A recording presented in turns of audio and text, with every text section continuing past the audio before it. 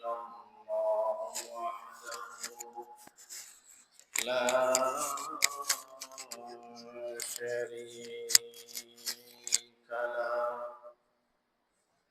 ونشهد أن سيدنا ونبينا ومولانا محمدا عبده ورسوله أما بعد فأعوذ بالله من الشيطان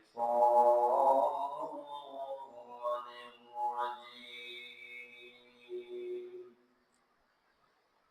بسم الله الرحمن الرحيم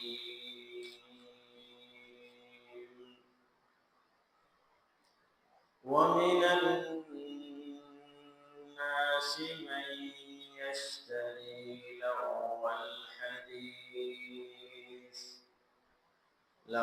الحديث ليضل عن سبيل الله بغير علم ويتخذها هزوا أولئك لهم عذاب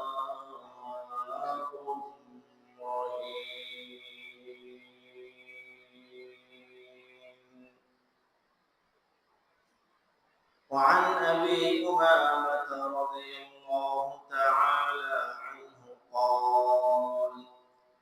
قال رسول الله صلى الله عليه وسلم لا يحل بيع المغنيات ولا شراؤهن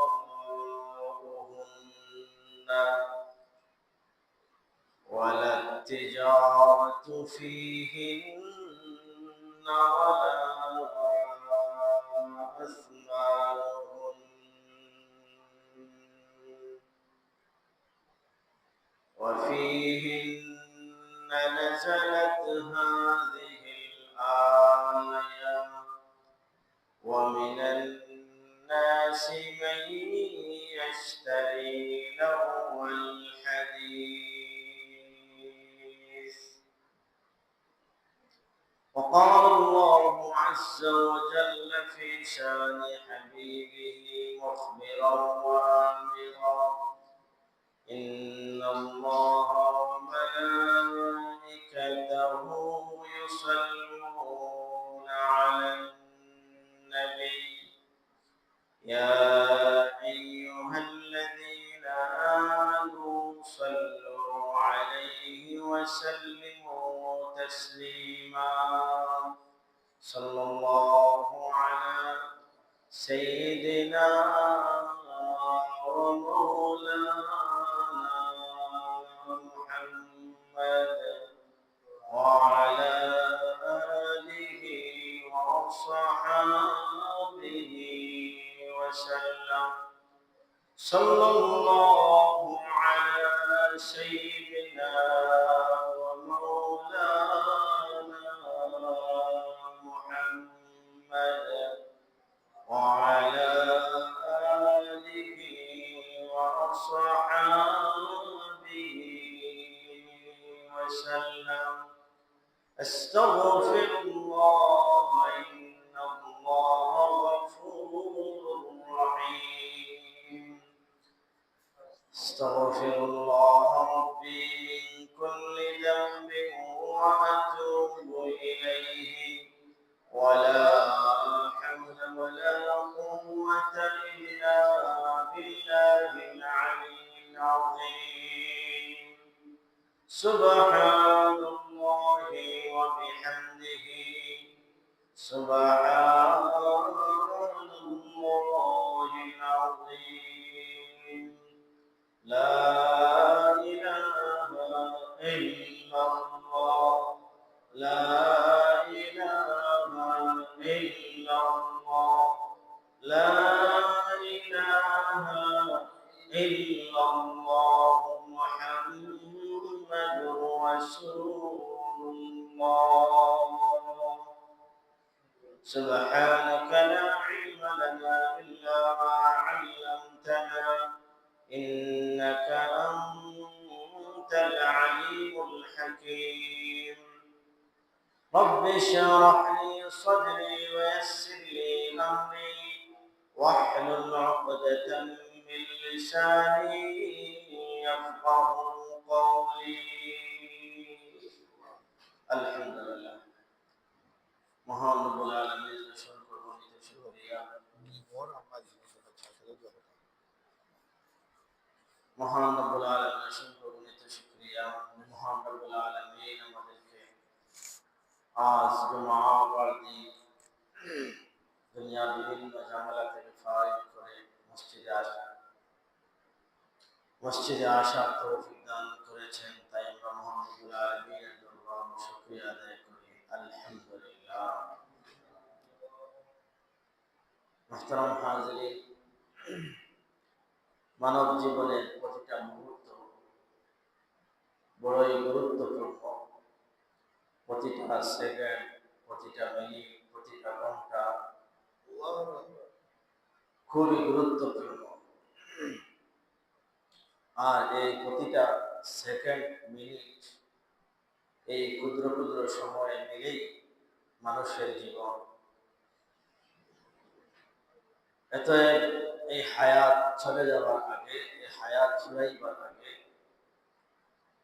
পরকালের পাতে সম্বল জোগাড় করা অতীব জরুরি। যেহেতু আল্লাহ পাক রব্বুল আলামিন সূরা মুলকের মধ্যে বলেছেন, খালাকাল মাউতা ওয়াল হায়াতা লিয়াবলুয়াকুম আইয়ুকুম আহসানু আমালা। তিনি মহান রব্বুল আলামিন মউত এবং হায়াতকে সৃষ্টি করেছেন তোমাদেরকে পরীক্ষা করার জন্য। মউত এবং হায়াতকে সৃষ্টি করেছেন তোমাদেরকে পরীক্ষা করার জন্য। কি পরীক্ষা? আইয়ুকুম আহসানু আমালা, যে তোমাদের মধ্যে কে আমলের দিক দিয়ে অধিক উত্তম, অধিক সুন্দর। তাইলে আয়াত থেকে আমরা বুঝতে পারলাম মানুষকে যেহেতু আল্লাহ পাক রব্বুল আলামিন এই দুনিয়ার মধ্যে পরীক্ষার জন্য পাঠিয়েছেন, এটা দেখার জন্য যে কার আমল সুন্দর। এতই বোঝা গেল যে আমরা পরীক্ষার হলে আছি, পরীক্ষার হলে আছি। আর পরীক্ষার হলে সচেতন ছাত্র খেলায় খেলায় তার সময়কে নষ্ট করতে পারে। ছাত্র যদি সচেতন হয়, পড়নেওয়ালা হয়, তাহলে সে একটা সেকেন্ডও কি করতে পারে না, নষ্ট করতে পারে না। যে ছাত্র মেধাহীন, লেখাপড়া করে নাই, সে এমনিতে বসে বসে কলম কামড়ায় আর সময় নষ্ট করে। আর মেধাবী ছাড়া চতুর ছাত্ররা গড়ির টাইমের দিকে তাকায় আর প্রতিটা সেকেন্ড গনে গনে কাজে লাগায়। এত যেহেতু আমরা পরীক্ষা হলে আছি, দুনিয়াটা মুমিন মুসলমানের জন্য পরীক্ষার হল। এই জন্য এই দুনিয়ায় একটা সেকেন্ড তো অযথা নষ্ট করা যাবে না। একটা সেকেন্ড, একটা মিনিট তো দূরের কথা, একটা সেকেন্ড তো কি করা যাবে না, অযথা নষ্ট করা যাবে। কোনো কাজ না থাকলে, নফল নামাজ পড়তে না পারলে, তাসবিহাত আদায় করতে না পারলে কমসে কম জিকির করা, আল্লাহ আল্লাহ। এত এই জীবনটা বড় গুরুত্বপূর্ণ। কারণ ব্যবসায়ী ব্যক্তি যদি চালাক না হয় এবং তার সময়ের কদর না করে, তাহলে এই ব্যবসার মধ্যে ক্ষতিগ্রস্ত হওয়ার আশঙ্কা। ব্যবসায়ী ব্যক্তি যদি সময়ের ব্যাপারে যত্নশীল না হয়, হেলায় খেলায় সময়কে এমনিতে খোয়ায়, ব্যবসার কাজে সময়কে না দেয়, তাহলে সে ব্যবসার মধ্যে ক্ষতিগ্রস্ত হওয়ার সমূহ সম্ভাবনা রয়েছে। আর যদি সে ব্যবসাকে সময় দেয়, তার সময়টা ব্যবসার খাতে ব্যয় করে, তাহলে অবশ্যই এই ব্যক্তি কি হবে? লাভবান হবে।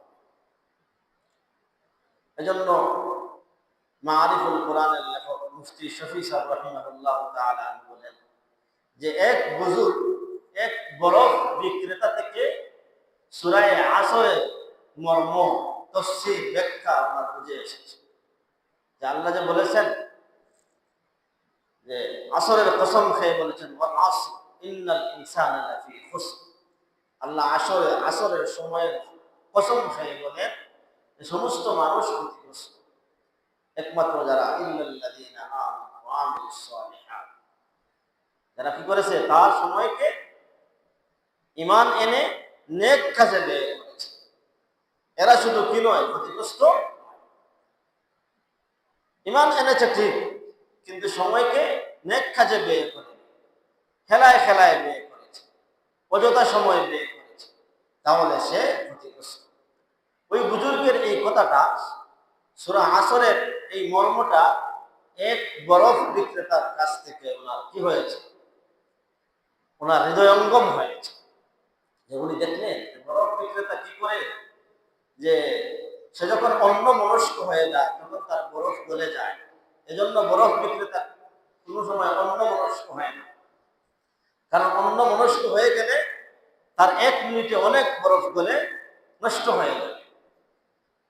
এজন্য সবসময় সে চৌকান্না থাকতে হয় যে কিভাবে এই গলে যাওয়ার আগে আগে আমার বরফটা বিক্রি করে দিতে হবে। তার মানে কি বুঝলাম, যে জীবনটা শেষ হয়ে যাওয়ার আগে আগে কাজে লাগিয়ে দিতে হবে। এরকম বরফ বিক্রেতা 1 সেকেন্ডও সে তার বরফের ব্যাপারে বেখবর থাকে না যে কিভাবে গলার আগে বিক্রি করা যায়। যে ইমানদার যারা আছে এরা কি করে, ওই বরফ বিক্রেতার মতো যে সতর্ক থাকে, জীবন যাতে নেক আমল থেকে একটা মুহূর্ত যাতে কিনা হয়, জীবন থেকে চলে। মুহতারাম হাজিরিন, আল্লাহ পাক রব্বুল আলামিন আমাদেরকে এই দুনিয়ার মধ্যে হায়াত নামে নিয়ামত দিয়ে পাঠিয়েছেন এবং নির্দেশ দিয়েছেন কুরআনুল কারীমের মধ্যে, ওমা খালাকতুল জিন্না ওয়াল ইনসা ইল্লা লিয়াবুদুন। আমি জিন এবং মানব জাতিকে আমার ইবাদতের জন্য সৃষ্টি করেছি। আমি কি করেছি? জিন এবং মানব জাতিকে হায়াত দিয়ে, দুনিয়ার জীবন দিয়ে আমি কি করেছি? আমার ইবাদতের জন্য আমি সৃষ্টি করেছি।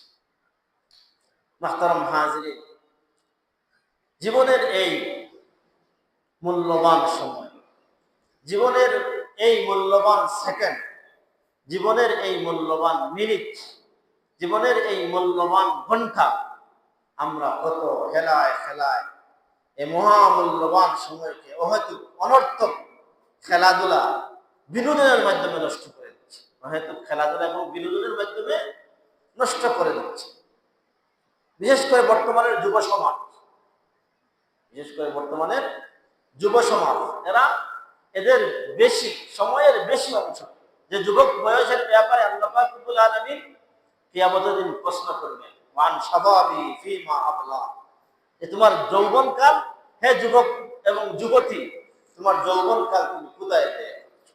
আবু হুরায়রা রাদিয়াল্লাহু তাআলা আনহু থেকে হাদিস বর্ণিত, শাবুন নাশা, যে 7 শ্রেণীর মানুষ আরশের ছায়ার নিচে জায়গা পাবে, যে সময় আল্লাহর আরশের ছায়া ছাড়া কোনো ছায়া থাকবে না। এর মধ্য থেকে একদল মানুষ হলো শাবুন নাশা ফি ইবাদাতিল্লাহ, ওই যুবক এবং যুবতী যে কি করেছে, তার যৌবনকাল আল্লাহর রাস্তায়। তাহলে দেখা যায় বর্তমান সমাজে যুবক যুবতীরাই কি করতেছে, সময়কে অহেতুক নষ্ট করতেছে, বিভিন্ন অনর্থক খেলাধুলা বিনোদনের দ্বারা কি করতেছে, নষ্ট করতেছে। মুহতারাম হাজিরিন, অথচ আল্লাহ পাক রব্বুল আলামিন কালামুল্লাহর এক আয়াতের মধ্যে বলেন, যেটা আমি আমার খুতবার মধ্যে তিলাওয়াত করেছি, ومن الناس من يشتري لهو الحديث ليضل عن سبيل الله بغير علم ويتخذها هزوا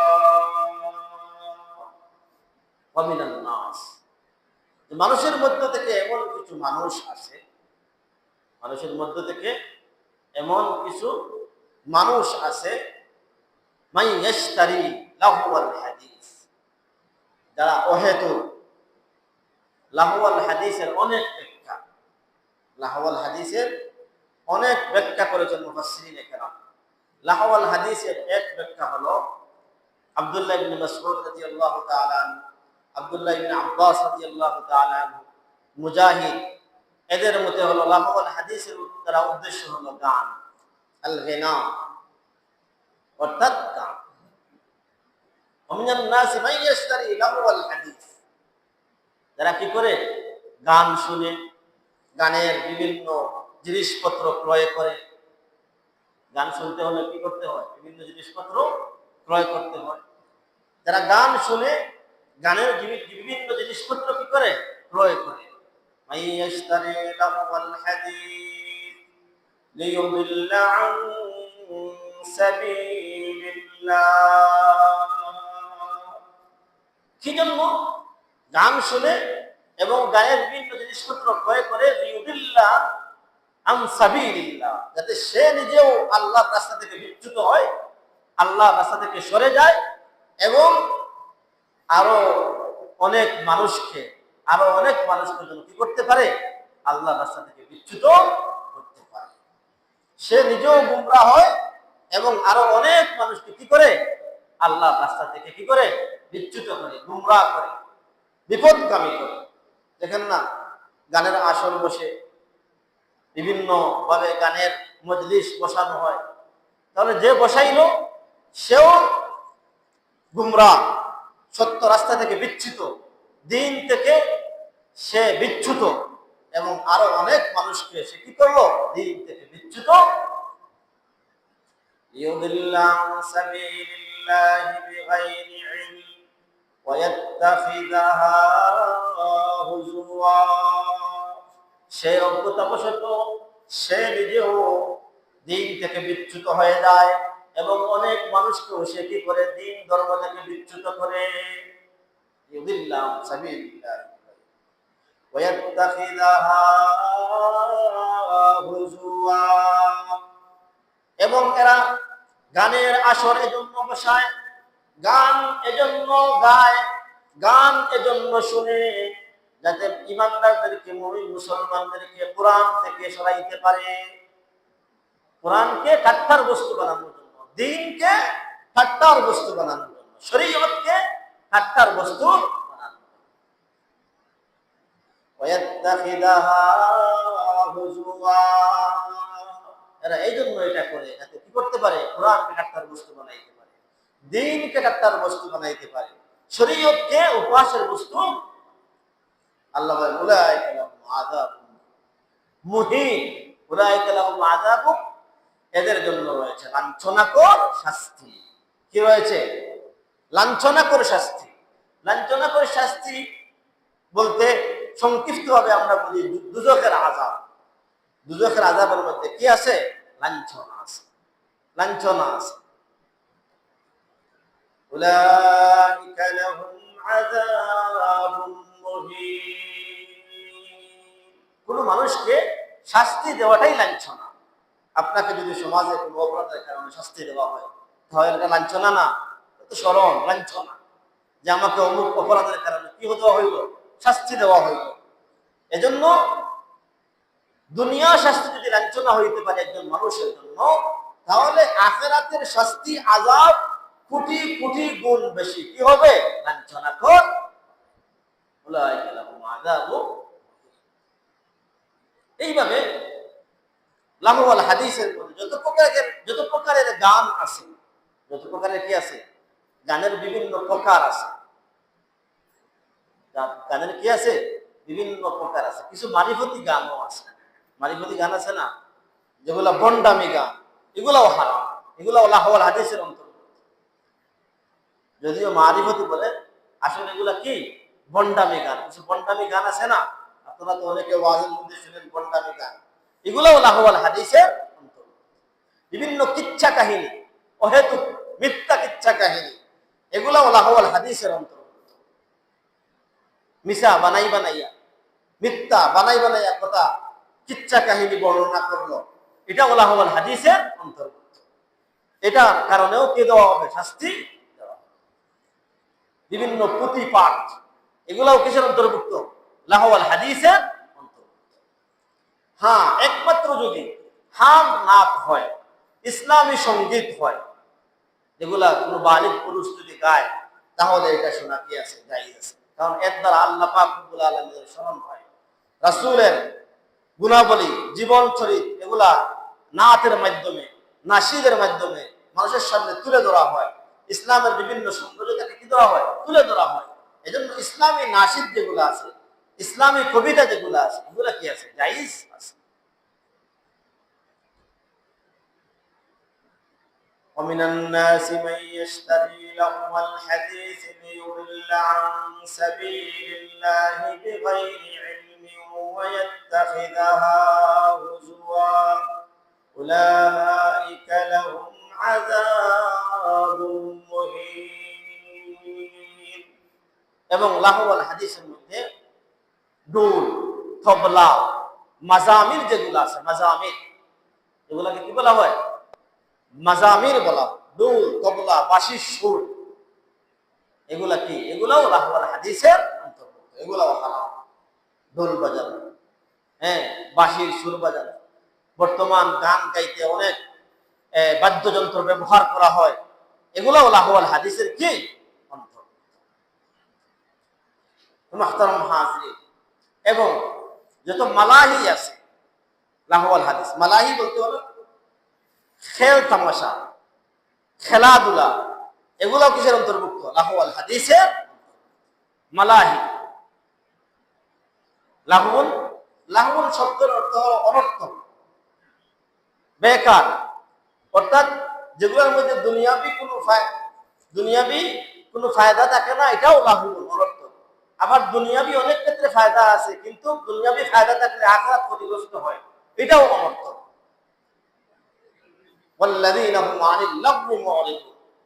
আল্লাহ পাক রব্বুল আলামিন ঈমানদারদের সিফত উল্লেখ করতে গিয়ে বলেন যে ঈমানদার তো, প্রকৃত ঈমানদার তো তারাই যারা কি করে? অনর্থক, অহেতুক খেল তামাশা থেকে কি থাকে বিরত। তো মুহতারাম হাজিরিন, আমরা এই আয়াতের মধ্যে বুঝলাম আল্লাহ পাক রব্বুল আলামিন এই আয়াত দ্বারা সব ধরনের গান বাজনা, বাদ্যযন্ত্র, খেলা, এগুলাকে আল্লাহ পাক রব্বুল আলামিন হারাম ঘোষণা করেছেন। এবং হাদিসের মধ্যে এই ব্যাপারে কঠোর নিষেধাজ্ঞা এসেছে। রাসূলুল্লাহ সাল্লাল্লাহু আলাইহি ওয়াসাল্লাম হযরত আবু উমামা রাদিয়াল্লাহু তাআলা আনহু থেকে একটা হাদিস বর্ণিত, قال رسول الله صلى الله عليه وسلم لا يحل بيع المغنيات। রাসূলুল্লাহ সাল্লাল্লাহু আলাইহি ওয়াসাল্লাম মুগান্নিয়াত অর্থাৎ যারা গান গায়, গায়িকা, গায়ক, গায়ক গায়িকা, গান গাওয়ার যন্ত্র, এগুলা ক্রয় বিক্রয়কে আল্লাহর রাসূল হারাম ঘোষণা করেন। লা ইয়াহিল্লু, এগুলা ক্রয় বিক্রয় কি নয়? হালাল। ওয়ালা শিরাউহুন্না, এগুলা ক্রয় বিক্রয়। ওয়ালা তিজারাতু ফীহিন্না, এবং গানের বিভিন্ন যন্ত্র, বাদ্যযন্ত্র, এগুলারও বিক্রয়, ক্রয় বিক্রয়কে নিষেধ করেছে। এমনকি দোকানদারকে এগুলা বিক্রয় করতে কি করেছেন? নিষেধ করেছে। কারণ এগুলোর দ্বারা কি হয়? মানুষ গুনাহের কাজ করে। ওয়ালা তিজারাতু ফীহিন্না ওয়ালা আসমালুহুন্না, এবং এর দ্বারা উপার্জিত অর্থকেও আল্লাহ রাসূল অবৈধ ঘোষণা করেছেন। এর দ্বারা গান গেয়ে অবৈধ উপার্জিত সম্পদ, এগুলো অবৈধ। বিভিন্ন খেলা, মধ্যে অংশগ্রহণ করে অর্থ উপার্জন করা, এগুলোও অবৈধ। কি বলেছি? যে গান, বাদ্য যন্ত্র, এগুলা ক্রয় বিক্রয় অবৈধ, এগুলার দ্বারা অর্থ উপার্জন করাও অবৈধ। বিভিন্ন ধরনের খেলাধুলা, এগুলার দ্বারাও অর্থ উপার্জন করাও কি? অবৈধ, সম্পূর্ণভাবে হারাম। ওয়ালা আসমানুহুন্না ওয়া ফীহিন্না নাযালাত হাযিহিল আয়া ওয়া মিনান নাসি মান ইয়াশতারি লাহুওয়াল হাদীস লিয়ুদিল্লা আন সাবিলিল্লাহ। এবং আল্লাহর রাসূল এই হাদিসের সমর্থনে এই আয়াত পাঠ করেছেন, ওয়া মিনান নাস মান ইয়াশতারি লাহুওয়াল হাদীস লিয়ুদিল্লা আন সাবিলিল্লাহ বিগাইরি ইলমিন ওয়া ইয়াত্তাখিযাহা হুজুয়া। মুহতারাম হাজিরিন, আমি আজকে যে কথাটা বলতে চাইছি, যে বর্তমান সমাজে খেলাধুলায় সমাজটা ভরে গেছে। সমাজটা কি? বিশেষ করে যারা যুবক আছে, এরা তাদের জীবনের মূল্যবান সময়কে অহেতুক খেলাধুলায় করতেছে, ব্যয় করতেছে।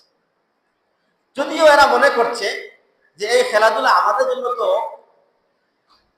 অযথা নয়, আমরা তো খেলাধুলা করে কিছু পয়সা করতেছি, উপার্জন করতেছি। আমরা আগের যে হাদিস, এই হাদিস দ্বারা কি বুঝলাম? যে খেলাধুলা করে পয়সা উপার্জন করা হালাল না হারাম? হারাম, সাফ হারাম। সাফ কি? খেলাধুলা করে, খেলাধুলার মাধ্যমে পয়সা উপার্জন করা কি? হারাম। তাহলে মুমিন যুবক হয়ে একজন ইমানদার মুসলমান যুবক হয়ে সে কখনো কি করতে পারে না? খেলাধুলার মাধ্যমে অবৈধ পন্থায় পয়সা উপার্জন করতে পারে না। তার এই যে মূল্যবান সময় সে নষ্ট করতেছে, এই মূল্যবান সময়, এই যৌবনকালে সে একটা ভালো ব্যবসা করতে পারতো, তার ব্যবসার এখন উপযুক্ত সময় করতে পারতো না, ভালো একটা হালাল পন্থায় ব্যবসা করতে পারতো। কিন্তু তার শরীরে শক্তি সামর্থ্য থাকা সত্ত্বেও হালাল পন্থা না খুঁজে সে অবৈধ পন্থায় কি করতেছে? রুজি রোজগার করতেছে। অথচ আল্লাহ তার শরীরে শক্তি দিয়েছে, সে যে কোনো কাজ চাইলে করতে পারে, যে কোনো হালাল রুজি চাইলে করতে পারে, তার জন্য কোনো প্রতিবন্ধকতা নাই। গায়ে আছে শক্তি, গায়ে আছে বল, সে যে কোনো কাজ করতে পারে। কিন্তু তার এই শক্তিকে, তার এই মূল্যবান সময়কে, তার এই মূল্যবান শক্তিকে সে অবৈধ রাস্তায় ব্যয় করে সে কি করতেছে? পয়সা উপার্জন। আল্লাহ এদের জন্যই বলেছে, উলাইকা লাহুম আযাবুন মুহিন, এদের জন্য রয়েছে কি? লাঞ্ছনাকর শাস্তি। এমন শাস্তি দেওয়া হবে যে শাস্তির মধ্যে কি আছে? অনেক অনেক গুণ লাঞ্ছনা আছে। দুনিয়ার মধ্যে তো লাঞ্ছনা কিছুই না, আখিরাতের লাঞ্ছনা তো বড় লাঞ্ছনা। যখন আপনার কাছে যখন একজন কাফির যখন জাহান্নামের যখন জ্বলবে, তখন তো বলবে, তুমি না আমার প্রতিবেশী ছিলে, তুমি না মুসলমান ছিলে, আমি তো কাফির ছিলাম, আমি তো ঈমান আনয়ন করি নাই, আমি তো মুসলমান ছিলাম না, আমি তো কলিমা পড়নেওয়ালা ছিলাম না, আমাকে তো দুজকে আসা এটা স্বাভাবিক, কারণ আমি আল্লাহকে এক করে বিশ্বাস করতাম না, আমি তো ওয়াহদানিয়তের বিশ্বাসী ছিলাম না, আমি তো দেব দেবীর পূজা করতাম, এজন্য আমাকে এই জাহান্নামে আসাটা এটা কি নয়, আমার জন্য কোন লাঞ্ছনাকর বিষয় নয়। তুমি তো মুসলমান ছিলে, তোমার নাম না ছিল আব্দুল্লাহ, তোমার নাম না ছিল আব্দুর রহমান, তোমার নাম না ছিল আব্দুল সত্তার, তোমার নাম না ছিল আব্দুল গফুর, তাহলে তুমি কিভাবে? মাঝে মাঝে দেখতাম মসজিদেও যাইতা, নামাজও পড়তা, হ্যাঁ, তাহলে তুমি কিভাবে দুজকের মধ্যে আসলে? আচ্ছা বলেন তো, একজন কাফির যদি আপনাকে এইভাবে যদি প্রশ্ন করে, তাহলে আপনার জন্য এটা কেমন লাগবে? এক তো হলো দুজকের আগুনের মধ্যে শাস্তি হইতেছে, দুজকের আগুনের মধ্যে আপনি জ্বলতেছেন, আর এমতো অবস্থায় যদি একজন কাফির আপনাকে বলে বসে এই ধরনের কথাবার্তা, তাহলে আপনার কেমন লাগবে? কষ্টটা বাড়বে না কমবে? আরো বাড়বে। এক তো জাহান্নামের আগুন দ্বারা শারীরিক যন্ত্রণা হইতেছে, শারীরিক হইতেছে যন্ত্রণা হইতেছে, আর সে আমাকে এই ধরনের লজ্জা দিয়ে আমাকে মানসিক যন্ত্রণা করতেছে। তাহলে আমাদের সমাজের এই সমস্ত যুবকরা যে এদের মূল্যবান সময়কে নষ্ট করতেছে। নাউজুবিল্লাহ, নাউজুবিল্লাহ। বর্তমান এমন সময় এসেছে যে একজন খেলোয়াড়কে নাকি নিলামে তুলে তার দাম বাড়ানো হয়। নাউজুবিল্লাহ। মুসলমানদের মধ্যে এগুলা চলে। আশ্চর্য লাগে যে মানুষ আবার নিলাম হয় কিভাবে। মানুষ যদি নিলাম হয় তার মনুষ্যত্ব থাকে? মানুষ যদি নিলাম হয় তার মনুষ্যত্ব থাকে? মানুষ কি কোনো পণ্য, মানুষ কি কোনো পণ্য দ্রব্য যে সে ক্রয় বিক্রয় হবে? আশ্চর্য ব্যাপার। ক্রয় বিক্রয় তো হয় পণ্য। বাজারে যে সমস্ত পণ্যগুলো আমরা কিনে আনি, পেঁয়াজ, লবণ, আলু, আদা, এইগুলা ক্রয় বিক্রয় হয়। মানুষ তো ক্রয় বিক্রয় কোনো বস্তু নয়। কিন্তু দেখা যায় এরাও ক্রয় বিক্রয় হয়। নাও আবার এই অর্থ এরা কি করে? নিজেরা খরচ করে। সাফ হারাম, বিলকুল হারাম। মুহতারাম হাজির, এ ব্যাপারে আমি কি বলবো? ইসলামের এ ব্যাপারে কঠোর নিষেধাজ্ঞা যদি আমি কোরআন এবং হাদিস থেকে বলতে যাই তাহলে সময় দিয়েও কভার করা যাবে না। এখন আপনাদের মনে প্রশ্ন থাকবে, তাহলে কি কোনো খেলাধুলা শরীয়তের মধ্যে জায়েজ না? মানুষ কি কোনো খেলাধুলা করতে পারবে না? খেলাধুলা করা কি সাফ হারাম? কোনো খেলাধুলা করা যাবে না? হ্যাঁ। ইসলাম তো হলো সাম্যের ধর্ম। ইসলামের মধ্যে সবকিছু আছে। বিনোদন আছে, কৌতুক আছে, মজাক হাসি ঠাট্টাও কি আছে। আল্লাহ রাসূল সাল্লাল্লাহু আলাইহি ওয়াসাল্লাম কৌতুক করেছেন, করেন নাই? আল্লাহ রাসূল কৌতুক করেছেন, কিন্তু মিথ্যা কৌতুক করেন নাই। বর্তমান সমাজে তো কৌতুক করলে মিথ্যা না হইলে এর মধ্যে কি আসে না? মজা আসে না। আল্লাহ রাসূল সাল্লাল্লাহু আলাইহি ওয়াসাল্লাম এক বুড়া মহিলাকে দেখে বললেন যে বুড়া মহিলারা কখনো জান্নাতে যাবে না। কি বললেন? মজাক করলেন ওই বুড়ি মহিলার সাথে। আল্লাহ রাসূল বলেন বুড়া মহিলারা কখনো কি করবে না? জান্নাতে যাবে না। কৌতুক করলেন। ওই মহিলা কেঁদে পেরেশান, বলে ইয়া রাসূলুল্লাহ, বুড়া মহিলারা কি এমন গুনাহ করলো যে এরা কি জাহান্নামে যাবে, এরা জান্নাতে যাবে না? আল্লাহ রাসূল হেসে হেসে বললেন, আরে মা, বুড়া মহিলারা তো বুড়া হয়ে জান্নাতে যাবে না, এরা তো 25 বছরের যুবতী হয়ে কি যাবে? জান্নাতে যাবে। তখন মহিলা কাঁদা বন্ধ করে দিল। যে বুড়া মহিলা তো কি যাবে না? বুড়া হয়ে জান্নাতে যাবে না, বুড়া পুরুষ হয়ে জান্নাতে যাবে না, 25 বছরের যুবক যুবতী হয়ে কি জান্নাতে যাবে।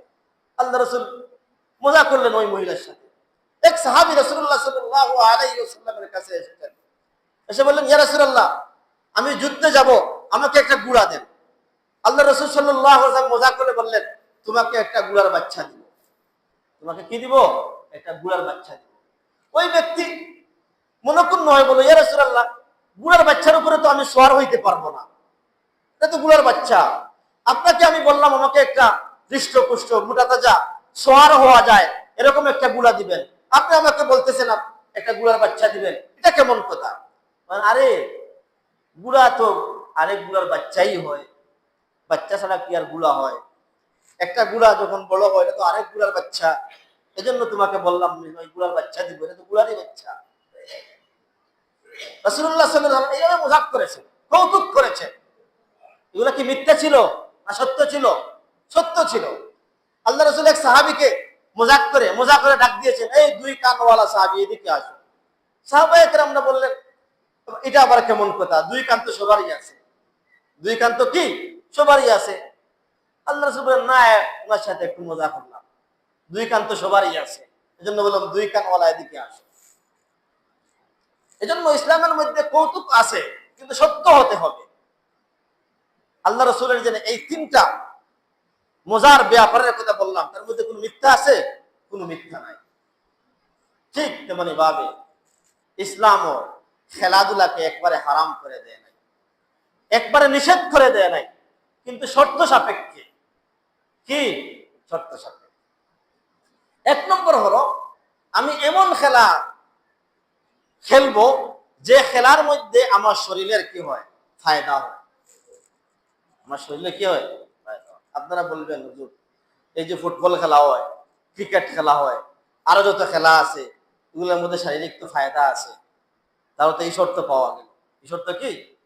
আরে শারীরিক ফায়দা আসলে এই সমস্ত খেলার মধ্যে যে সমস্ত খেলা বাজি ধরে খেলা হয়, যে পক্ষ কি করবে, জয়লাভ করবে, এদেরকে পুরস্কৃত করা হবে, এদেরকে কি হবে, পুরস্কৃত করা হবে। এই খেলার মধ্যে শরীরের কোনো উপকার নাই, কি নাই, শরীরের কোনো উপকার নাই, বরং এই ধরনের বাজি খেলার মধ্যে শরীরের অপকার, ক্ষতি রয়েছে। কি রয়েছে? কারণ এক পক্ষ আরেক পক্ষের ভিতরে, প্রত্যেক পক্ষের ভিতরে একটা টেনশন থাকে, সবসময় একটা টেনশন কাজ করে যে এক পক্ষ আমাকে একটা গোল দিয়েছে, আমি তাকে এটা কি করতে হবে, এটাকে আবার ফিরিয়ে দিতে হবে, আমাকে আরেকটা দিতে হবে। এই যে একটা টেনশন কাজ করে, এর দ্বারা শরীরের কি হয় না, উপকার হয় না। কি বুঝলেন? এই ধরনের খেলার মধ্যে, বাজি খেলার মধ্যে শরীরের উপকার আছে, উপকার নাই। কারণ অল টাইম যত সময় সে খেলায় থাকে তত সময় সে টেনশনে ভুগে। কিসে ভুগে? আর টেনশনের দ্বারা শরীরের উপকার হয় না, অপকার হয়, অপকার হয়, ক্ষতি হয়। এজন্য এই ধরনের খেলার মধ্যে কোনো কি নাই, কোনো উপকার নাই। 2 নম্বর শর্ত, ইসলামের কোনো বিধান লঙ্ঘন হইতে পারবে না। কি হইতে পারবে না? বলেন, ইসলামের কোনো বিধান লঙ্ঘন হইতে পারবে না। আপনি ফুটবল খেলতেছেন, খেলেন, কোনো অসুবিধা নাই, আপনার সতর ঠিক আছে, এর মধ্যে কোনো বাজি নাই, দুই পক্ষ এমনিতে খেলতেছেন আসরের পরে একটু শরীর চর্চা করার জন্য, তাহলে কোনো অসুবিধা নাই, খেলেন, কোনো অসুবিধা নাই। কিন্তু দেখা যায় বর্তমান খেলার মধ্যে শুধু শরীয়ত লঙ্ঘন আর লঙ্ঘন, শরীয়তকে অপেক্ষা করা আর অপেক্ষা করা ছাড়া কোনো কিছুই নাই। একজন ফুটবল খেলোয়াড় যখন প্রথমে তো বাজি আছে, আর বাজি ইন্নামা হাররামা আলাইকুমুল মাইতাতা ওয়াদ দামা ওয়া লাহমাল খিনজিরি, আল্লাহ পাক ইন্নামাল খামরু ওয়াল মাইসির, ইন্নামা হাররামা আলাইকুমুল খামরু ওয়াল মাইসির, মাইসির মানে হলো জুয়া। আল্লাহ পাক রব্বুল আলামিন জুয়াকে স্পষ্ট হারাম ঘোষণা করে দিয়েছেন, যে এক পক্ষ পাস করলে তাকে টিভি দেওয়া হবে, গাড়ি দেওয়া হবে, সাইকেল দেওয়া হবে, এটা জুয়া। আর কোরআনের মধ্যে জুয়াকে স্পষ্ট হারাম ঘোষণা করা হয়েছে। এজন্য শরীয়তের বিধান লঙ্ঘন হইল কি হইল না? হইল। এই কারণে বর্তমানে এই সমস্ত খেলাধুলা হারাম। 2 নম্বর, একজন ফুটবল খেলোয়াড় যখন খেলে তখন তার সদর অনাবৃত থাকে, খোলা থাকে। একজন পুরুষের সদর হলো তার নাভির থেকে নিয়ে হাঁটুর নিচ পর্যন্ত। কি বলেছে? একজন পুরুষের, বালিগ পুরুষের সদর কতটুকু? নাভির থেকে, বলেন, নাভির থেকে নিয়ে হাঁটুর নিচ পর্যন্ত। নাভির থেকে নিয়ে কতটুকু পর্যন্ত? হাঁটুর নিচ পর্যন্ত। একজন ফুটবল খেলোয়াড় যখন ফুটবল খেলে